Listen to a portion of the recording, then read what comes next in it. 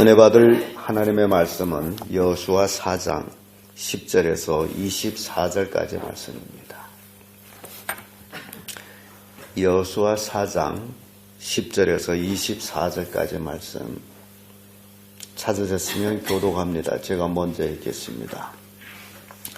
꾀를 맨 제사장들이 여호와께서 여호수아에게 명하사 백성에게 이르게 하신 일 곧 모세가 여호수아에게 명한 일이 다 마치기까지 요단 가운데 섰고 백성은 속히 건넜으며 모든 백성이 건너기를 마친 후에 여호와와 제사장들이 백성이 목전에서 건넜으며 루벤 자손과 갓 자손과 므낫세 밭 지파는 모세가 그들에게 이른 것 같이 무장하고 이스라엘 자손보다 앞서 건너갔으니 상하면 사랑이라 무장하고 여호와 앞에서 건너가서 싸우려고 준비하리라.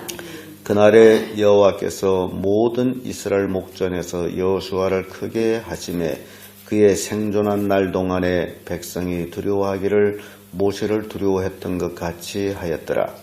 여호와께서 여호수아에게 일러 가라사대 증거궤를 맨 제사장들을 명하여 요단강에서 올라오게 하라 하신지라. 여호수아가 제사장들에게 명하여 요단에서 올라오라 하매 여호와의 언약궤를 맨 제사장들이 요단 가운데서 나오며 그 발바닥으로 육지를 밟는 동시에 요단물이 본 곳으로 도로 흘러 여전히 언덕에 넘쳤더라.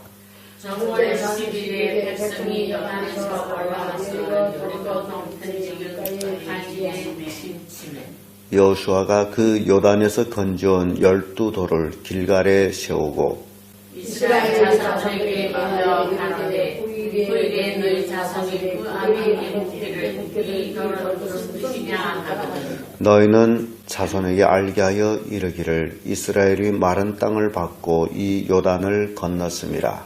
너희 하나님 여호와께서 요단물을 너희 앞에 마르게 하사 너희를 건너게 하신 것이 너희 하나님 여호와께서 우리 앞에 홍해를 말리시고 우리를 건너게 하신과 같았나니. 다같이 이는 땅의 모든 백성으로 여호와의 손이 능하심을 알게 하며 너희로 너희 하나님 여호와를 영원토록 경외하게 하려 하심이니라. 아멘. 이 말씀으로 요단강을 통한 하나님의 섭리, 이런 제목으로 말씀을 나누겠습니다. 하나님께서 요단강을 통해서 어떤 섭리를 보여주고 있느냐라는 겁니다. 그래서 요단강을 통한 하나님의 섭리. 우리는 성경을 보면서 매 사건을 통해 가지고 그 속에 있는 또 하나님이 계시하고자 하신 그 뜻, 이런 것들을 우리가 성경 읽으면서 발견할 때에 그것이 우리에게 교훈이 되고 또 그 말씀이 우리의 삶 속에 능력이 되는 것입니다. 그것이 없다면 이스라엘 백성이 요단강 건넌 것 그 한 가지 사실 가지고는 그 역사적으로 끝나버립니다.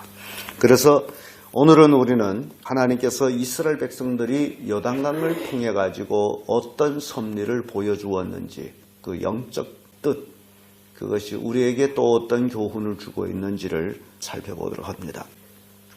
그 첫째가 요단강을 통한 하나님의 섭리는 하나님의 영적 권위에 도전할 수 없음을 교훈하고 있습니다. 10절에서 14절의 말씀인데 14절의 말씀 와서 이런 말씀이 있습니다. 그날에 여호와께서 모든 이스라엘 목전에서 여호수아를 크게 하시매 그의 생존하는 날 동안에 백성이 두려워하기를 모세를 두려워하였던 것 같이 하였더라. 지금 모세가 죽고 나서 새로운 지도자 여호수아가 이스라엘 군대를 거느리고 지금 요단강을 건너는 모습을 봅니다. 그런데 요단강을 건너는 모습을 봤을 적에 이 백성들이 여호수아한테 순종을 해가지고 순종을 해서 건너는 그 과정에서 그 첫째가 복궤가 앞섰다라는 사실입니다. 그리고 백성들은 복궤 두 따랐고 복궤가 물에 들어섰을 적에 요단강 물은 뚝이 넘치던 그 물이 곧바로 멈췄고 그리고 마른 땅으로 이스라엘 백성이 건너는 모습을 봅니다. 이 모습을 볼 때 백성들은 간담이 서늘했어요. 그것은 여호수아가 하나님이 함께 하시다라는 것을 그들은 깊이 깨달았기 때문입니다.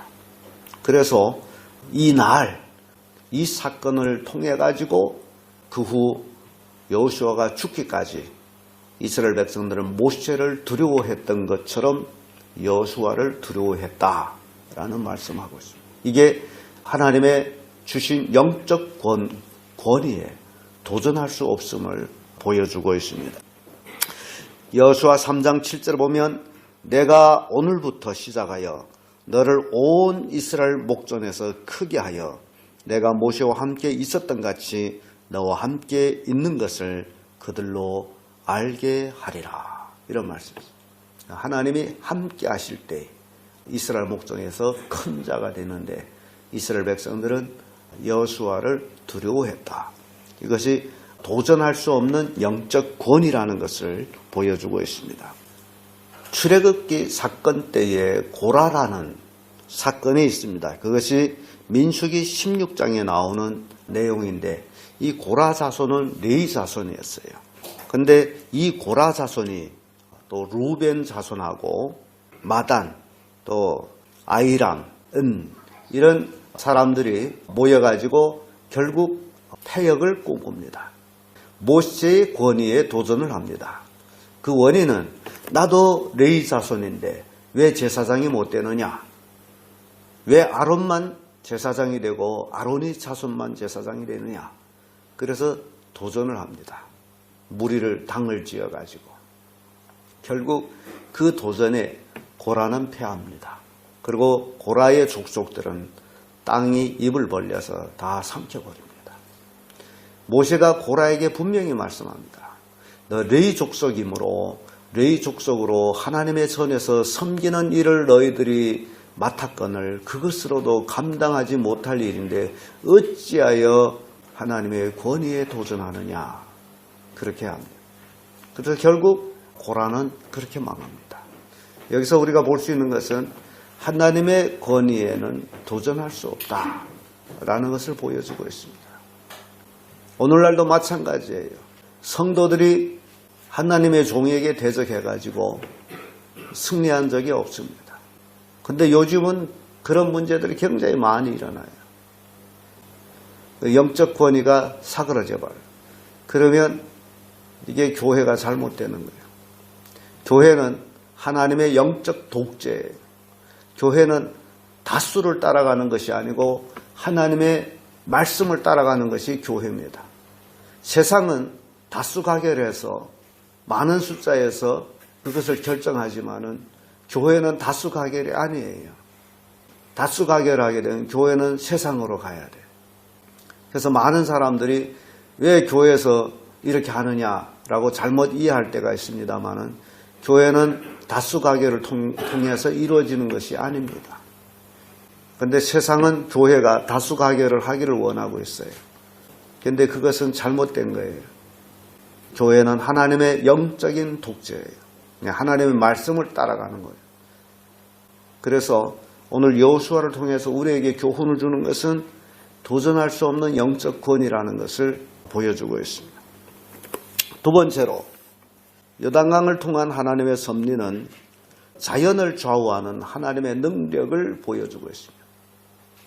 사람들은 자연을 항가할 수 없다라고 얘기합니다. 그렇습니다. 오늘 우리는 여호수아를 통해 가지고 요단강 물이 흘러가는 것을 제사장들이 언약궤를 메고 물에 들어섰을 때 그 물이 끊겼고 흐르는 것이 끊겼고 원래 장제에 있었습니다.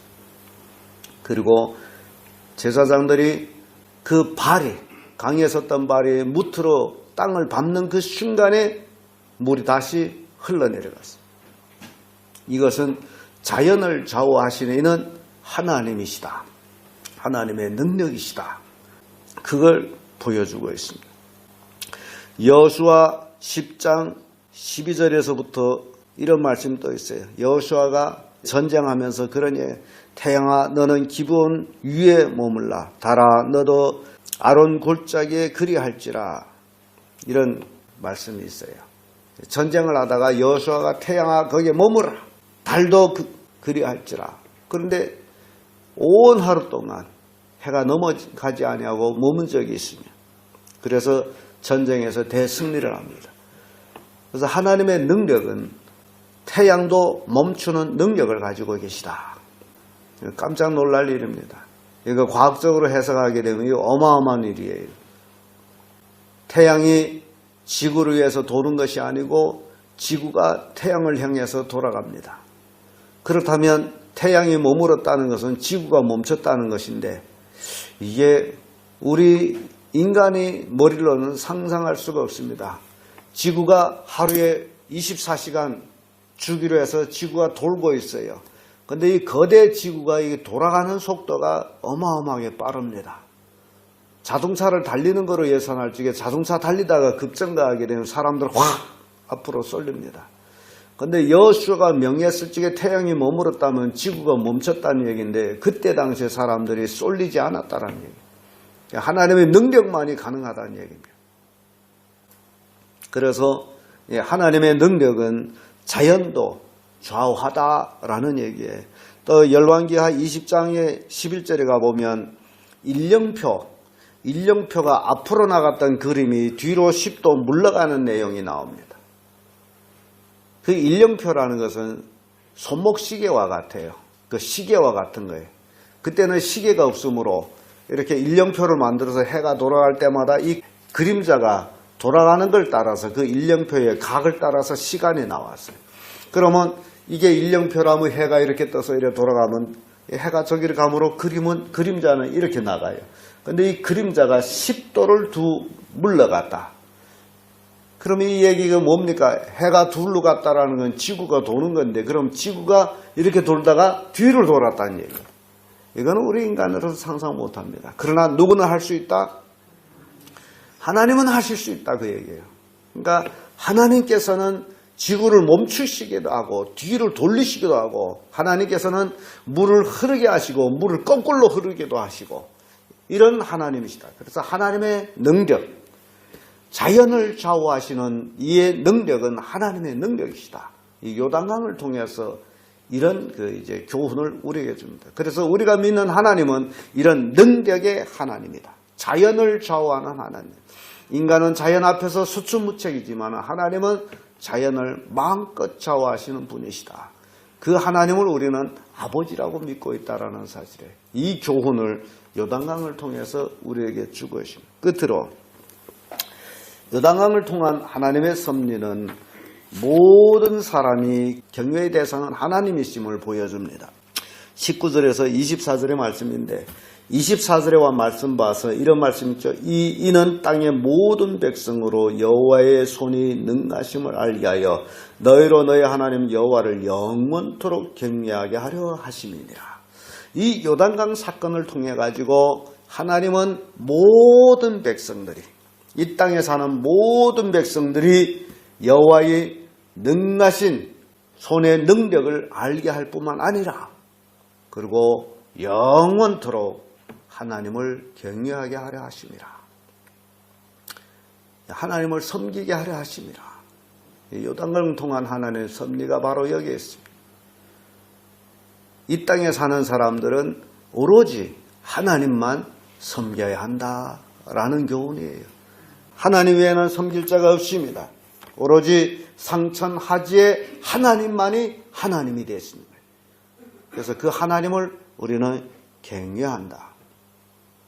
경외한다라는 것은 두렵고 떨림으로 섬기는 것을 경외라고 그럽니다. 옛날에 대신들이 신하들이 황제 앞에 나아갈 때에 아무 일도 없지만 황제 앞에 나갈 때는 관절이 녹을 정도로 무릎 관절이 녹을 정도로 부들부들 떨면서 황제 앞으로 나갔어요. 북경의 자금성에 가보면요. 우리는 천하문이라고 그러죠. 천하문 그 첫 문을 통과할 때 보면 문이 엄청 큽니다. 그렇게 큰 문, 여러분 내가 만약에 옛날이라 돌아가서 그 문을 뚝뚝 두드려 가지고 누군가가 그 안에서 문을 열어줬다면 들어가는 거 아니에요? 들어가는데 문턱이 엄청 높습니다. 그 문턱이 이만큼 높아요. 이렇게 다리를 높이 들어서 문턱을 건너가야 돼요. 아마 옛날에는 더 높았다라는 얘기를 들었습니다. 문턱이 엄청 높아요. 그러니까 첫 관문, 문턱을 통과할 때부터 무서운 거예요. 관문의 문턱은 높다라는 거예요. 그래서 그 문턱을 지나가게 되면 문이 쭉 닫혀버립니다. 그러면 그 안에서 소리 질러도 바깥 사람들이 몰라요. 그러니까 대신들이 거기 들어가서 맞아 죽어도 어디 알릴 길이 없어. 그런데 그런 과정을 엄청 많이 지나가서 황제 앞으로 올라갈 때는 또 층계가 엄청 높습니다. 그 복판에 용을 쫙 해놨어요. 근데 거기를 황제 앞까지 가려게 되면요, 그 층계를 올라가는 게 너무 다리가 떨려가지고 결국 기어 올라가게 된답니다. 그래서 무릎 꿇고 올라가서 황제 앞에 설 때는 무릎 꿇고서 황제 앞에 아래인데 온몸이 부들부들 떨리는 거예요. 그렇게 황제의 위엄이 대단했다라는 겁니다. 우리가 하나님을 믿는다, 하나님을 섬긴다면 그런 마음을 가진 적은 없어요. 물론 그럴 필요는 없습니다. 왜냐하면 우리가 믿는 하나님은 나의 아버지가 되시기 때문에, 아버지시기 때문에 자식들이 아버지 앞에 설 때 뭐 그렇게 벌벌 떨지는 않습니다. 그러나 그리하지 아니할지라도 경외하는 마음, 하나님 앞에 두렵고 떨리는 마음으로 서 있는 그 마음을 가지라, 경외하라 그 얘기. 이게 우리가 섬길 하나님은 우리의 경외의 대상이지 경외하지 아니하고 소홀히 여기는 그런 대상이 아니다라는 거예요. 근데 오늘날 많은 사람들이 하나님을 경외하지 아니하여 어쩌면 하나님을 경멸히 여기는지도 모르겠어요. 하나님을 자기 종처럼 생각하는지 모르겠어요. 하나님은 우리의 경외의 대상입니다. 이 요단강 사건을 통해서 하나님은 바로 온 땅의 백성이 하나님을 경외하기 위한 그런 섭리가 담겨져 있습니다. 시편 128편 1절에 여호와를 경외하며 그 도에 행하는 자마다 복이 있도다 라고 말씀합니다. 하나님을 경외하고 하나님의 말씀 따라 사는 자들이 이 땅에서 복이 있다라는 겁니다. 신명기 40장 40절에도 오늘 내가 내게 명하는 여호와의 규례와 명령을 지키라. 너와 내 후손이 복을 받아 내 하나님 여호와께서 내게 주시는 땅에서 한없이 오래 살리라. 하나님의 주신 규례, 명령, 이것을 나만 지키는 것이 아니고 나와 내 자손들이 그걸 지킬 때에 하나님의 복을 받아서 이 땅에서 한없이 오래오래 자여선 수만 대까지 오래오래 잘 살 것이다. 그런 말씀이에요.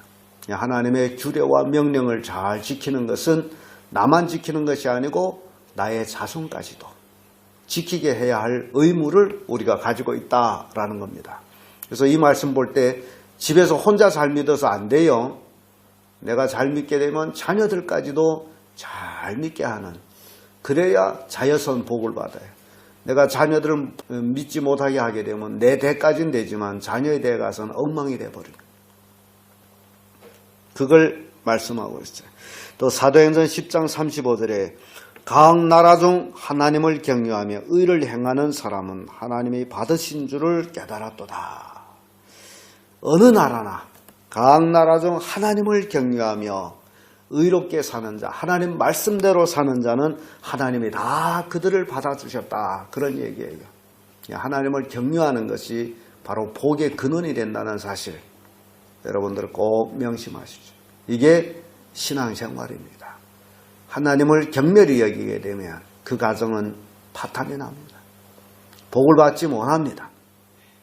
그래서 오늘 여호수아 4장 10절에서 24절의 말씀을 통해 가지고 요단강을 통한 하나님의 섭리를 우리는 살펴봤습니다. 물론 이스라엘 백성이 요단강을 건넌 사건은 역사적인 한 사건에 불과합니다. 그러나 그 속에 담겨져 있는 하나님의 섭리, 그 섭리는 오늘날까지 우리에게 교훈을 주고 우리로 하여금 진리로 따라가도록 인도하고 계시다라는 그 사실을 우리에게 교훈 주고 있다는 사실입니다. 기도하겠습니다.